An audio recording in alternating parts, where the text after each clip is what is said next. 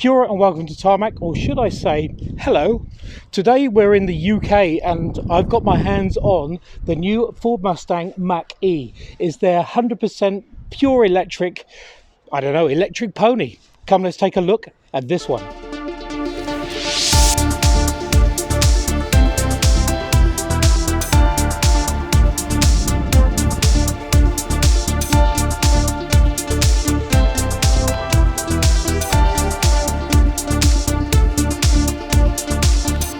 So this is the first time in 50 years that the Mustang has basically expanded its product lineup or extended its range. So the big question is it worthy of the Mustang badge? Well, actually, even though it's an electric SUV, it really does have a lot of Mustang traits. Looking around, certainly the bonnet, look at it, it's big and long and full of these muscular grooves and arches. It's really, great looking out. I'll show you that in a while. The grille's obviously gone and changed, but it does have the good pony on the front, the big Mustang from there, and also a lot of this is very much sort of vented to make sure that the airflow is going really well. LED headlights, and they are really bright at night, which is cool, but the rest of it is it's quite a strong front, quite a striking front actually, even though it is an SUV. Round the side, strong character lines all the way down, really big strong flow. Look at these big sills down here, so again really striking it out.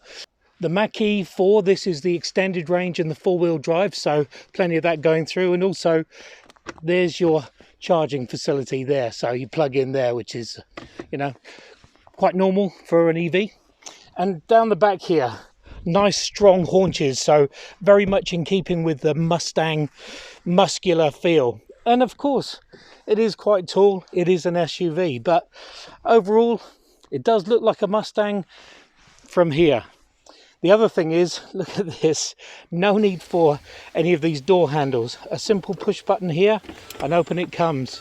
And also when you go around the other side, it's also got a keypad just up here to make sure that if you do forget your keys, you can actually just type it on in, or you can use your phone to access. Very, very awesome, very futuristic. Round the rear, certainly round the back here, the unmissable three stripes of the tail lights here.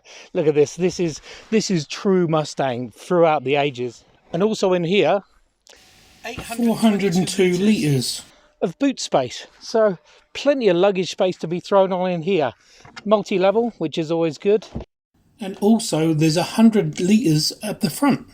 And what's super cool about this is that it's drainable, so you can actually fill this with ice and keep your drinks cool. How super cool is that?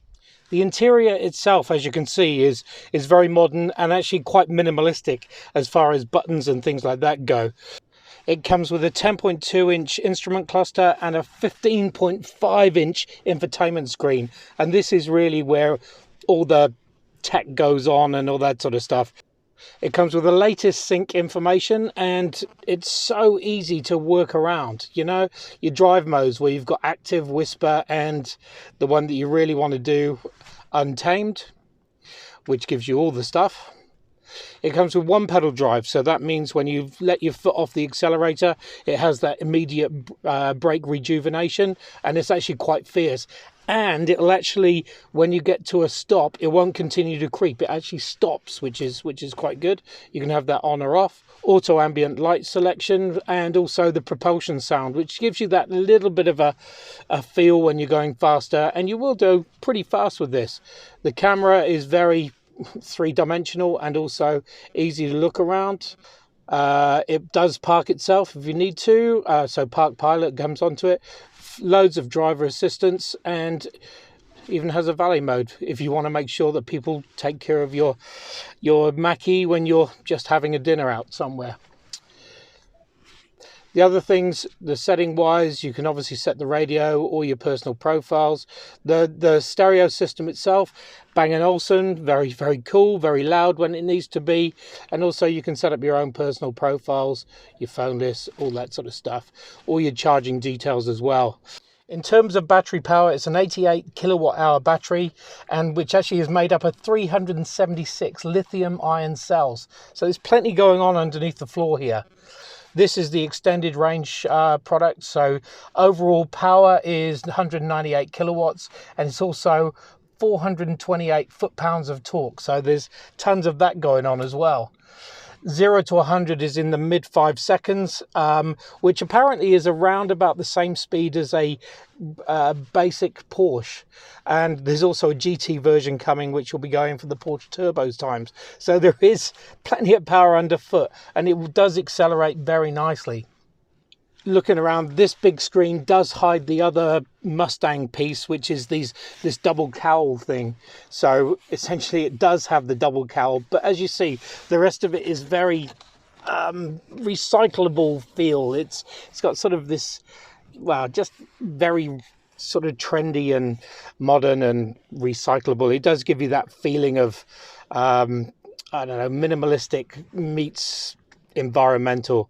Plenty of grills for airflow, and there's actually space everywhere. There's stuff under the side here, plenty of places for your phone here, and it's also got the dial for your gear selection, which some people are going to love, some people are going to hate. It's just one of those things that I think if you owned it, you'd just get used to it. So the big question is, how does it drive? And the simple answer is pretty bloody well. Let's take it for a drive.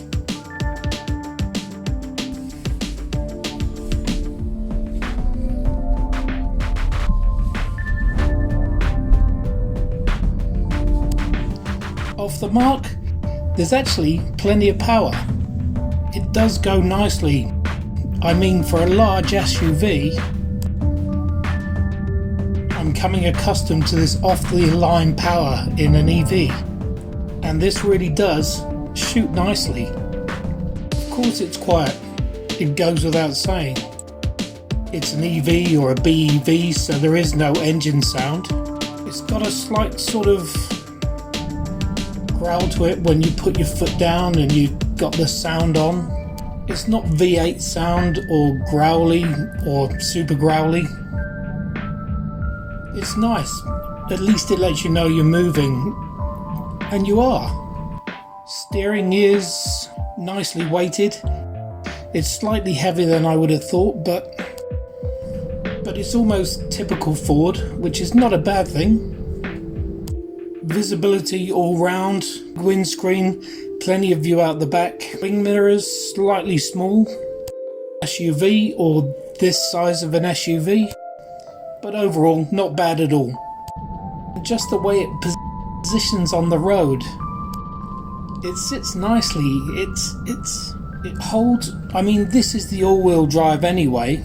It holds nicely and just wants to drive fast. And we want to drive fast. Seat-wise, comfortable. Slightly not enough side bolstering, but overall pretty good. And of course the tech. The tech is amazing. There's stuff to poke and push all over the place. Just so much. It's so there. Everything you need. On the instrument cluster, you've got your lane assist, so it's making sure you keep between the white lines. Got the distance in front, so you know it's got the adaptive cruise control. It's got traffic sign recognition. It's got your range. It's normally fully charged about 300 miles, which is more than sufficient. And currently I've been driving quite a lot. I've been driving quite a lot today, and currently still have 50% range left. It's saying 138 miles. The rest, the layout's good. The sort of faux leather with your racy contrast red stitching is good, and just places for everyone. There's so much room around for your phone, for anything really. It's pretty bloody good. The Bang & Olufsen stereo, loud when it needs to be. And again, easy to navigate around. You know, all your stuff that you can connect through your driver access. Very simple. Like I said before, really like the one pedal drive.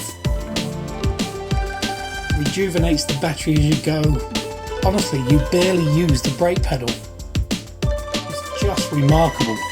It's quite aggressive, particularly when you're in Untamed. That's such a good name, Untamed. You just don't need to touch the brakes. It slows down nicely and brings you to a complete stop. Again, great. Road noise is minimal. It's not completely isolated, but it's pretty good. Same with wind noise. It's obviously efficient, but there is, when you're getting up in speeds, we were doing on 70 along the motorway, and there was a little bit of wind noise coming through. Not terribly, but there you go. Suspension is quite firm. Obviously it's firmer when you go into Untamed. Not teeth rattling by any stretch of the imagination, just not as soft as some of the other marks that are out there. But again, this is a Mustang. This is supposed to be a rawish drive, and it's fun. It's a fun car. Sure, it's not V8 sounding. Sure, it's not low to the ground. But looking out over the bonnet with the ridges across the bonnet, the long bonnet, look through the wing mirrors and you see the haunches out there. It could be a Mustang. It really could. So there you have it, the Mach-E, arguably the electric SUV Mustang, which is extending the range, and this is the extended battery version, so there's plenty of range on it. Is it still a Mustang? Look, I'd actually say yes. There's plenty of Mustang hints and twinks around it, so it does make you feel like a Mustang, and yet it also feels like an ultra modern, ultra up-to-date EV. So it's got the range, it's got the battery power, it's got the off-the-mark power. I mean, this is a very, very strong contender for any of the EVs in the marketplace, and boy, it's fun to drive. Really enjoyed it. Thanks for watching. Make sure you subscribe. It will be around here somewhere. And let's see what else we can get into while we're in Blighty.